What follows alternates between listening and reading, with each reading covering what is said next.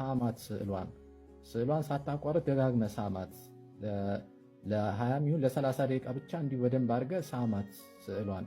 ስስማት ደግሞ ዝም ብሎ መሳም ሳይሆን በደንብ ፍቅርን እየገለጽክላት እያመሰገንካት ሳማት። ያኔ እንደሰማችሁት ነው እንግዲህ በኢትዮጵያ ኦርቶዶክስ ከስዕላት ጋር በተገናኘ አንዳንዶቹ የሚያስቁ አንዳንዶቹ ደግሞ ለአይምሮ ለመቀበልም የሚያስቸግሩ ብዙ ታሪኮችን ከገድላት ላይ ተጽፎ እናገኛለን።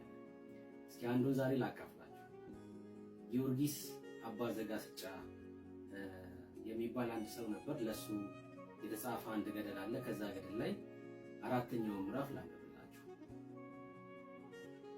እንደዚህ ይላል። ዳግመኛ ከዕለታት አንድ ቀን እንደ ልማዱ ለማዳ ሰው ነው ማለት ነው ሰው ለስም አጠራሯ ስግደት ይሁንና ከእመቤታችን ስዕል ፊት ሲጸልይ በፍቅሯ ጣዕም ህሊናው ተመሰጠ ይላል። በስዕሉ ፊት በሚጸልይበት ሰዓት በፍቅሯ ጣዕም ህሊናው እንደተመሰጠ ይነግረናል። ወደ ስዕሏም ሄደ፣ አቀፋት። ምንድነው ማንን ያቀፈው? የማርያምን ስዕል። በሃይማኖትም የስዕሏን ጡቶች ጠባ፣ ከጡቶቿም ጣዕሙ ድንቅ የሆነ ወተት ፈሰሰለት።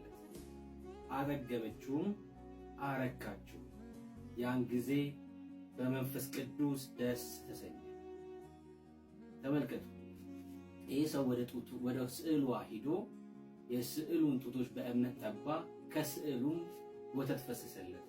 ይህን እንደ ልማዱ በየጊዜው የሚያደርገው ነበር ብሎ ይነግረናል። እንግዲህ ከስዕላት ጋር በተገናኘ የስዕላት አምልኮት፣ እንደዚህ አይነት የጣዖት አምልኮት አጋንንት ለራሱ መገልገያ ስለሚያደርገው ሰዎችን በእንደዚህ አይነት እስራት ውስጥ እንዲታሰሩ በእንደዚህ አይነት ተአምር በሚመስሉ አጋንንታዊ አሰራር ውስጥ እስራት ውስጥ እንዲኖሩ ያደርጋቸዋል። ለዚህ ነው ከጣዖት አምልኮ ሽሹ፣ አምልጡ እንላችሁ። ቆዩ።